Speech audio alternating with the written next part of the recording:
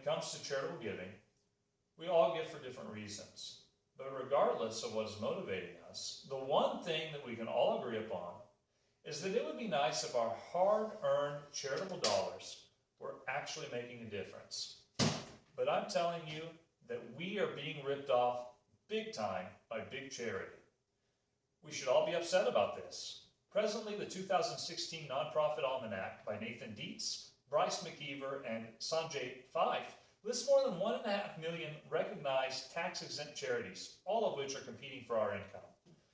By far, the best are small local charities, such as our local churches, that are helping the communities we know and love. But the problem is that big Goliath charities are outcompeting our small local charities. And in the process, literally billions of our dollars are being laid to waste. Telling the difference between a charity that's doing its job and a charity that's ripping you off big time is not that hard. Jesus summed it up nicely in an analogy when he said, "Ye will know them by their fruit."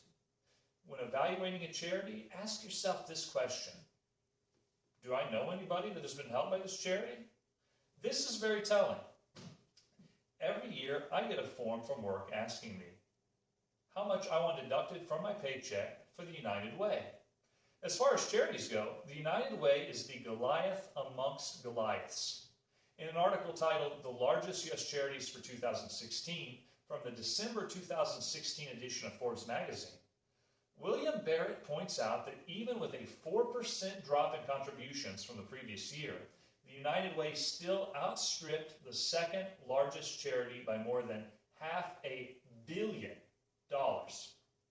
My big problem is I don't know anybody that has been helped by the United Way. I do know from information that's published on the United Way's official website that last year their CEO received $1,236,611 in income in 2015. Compare that with the median household income in America of just over $55,000 as reported in 2015 by the United States Census Bureau.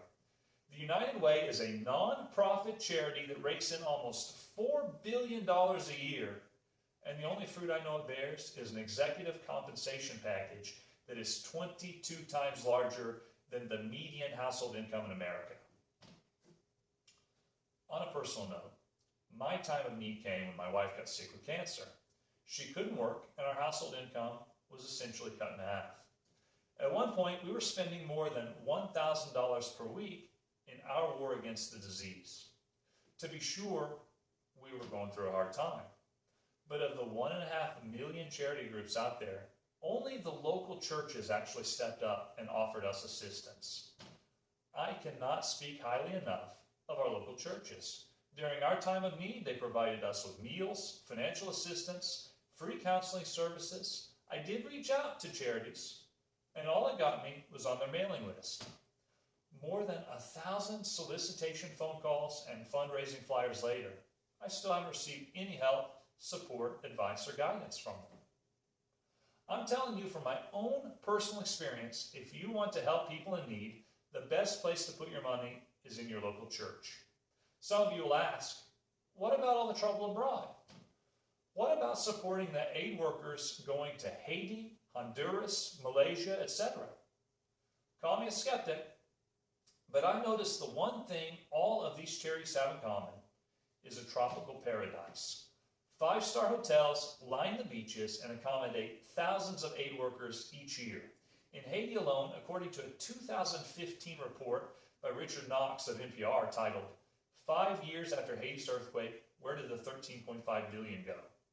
The article explains how more than $13.5 billion charitable dollars have poured into that country since 2010, and it's nowhere near fixed. As far as I can tell, the only fruit these charities are bearing are golden brown tans on sunny beaches. All that being said, giving your local church money will help places abroad because most churches have missionary outreach programs that send and support workers all over the world. Now, on this planet, I realize that people aren't the only creatures in need. We've all seen the suffering animal commercials by AskJa and wanted to give. But as of this year, the authority in evaluating effectiveness of nonprofit charities, that is known as Charity Watch, gives the American Society for the Prevention of Cruelty to Animals an F, as in failing grade, noting that their commercials cost on average a whopping $250,000. That's $250,000. Contrast that with our local Joplin shelter, where the cost of one of their commercials would cover the immunization and sponsorship of more than 3,500 animals. If nothing else, I hope this information has persuaded you to give more money to local charities rather than the big Goliath, highly publicized type charities that are, for the most part, a ripoff. Furthermore, and lastly, I highly recommend that you give to your local church.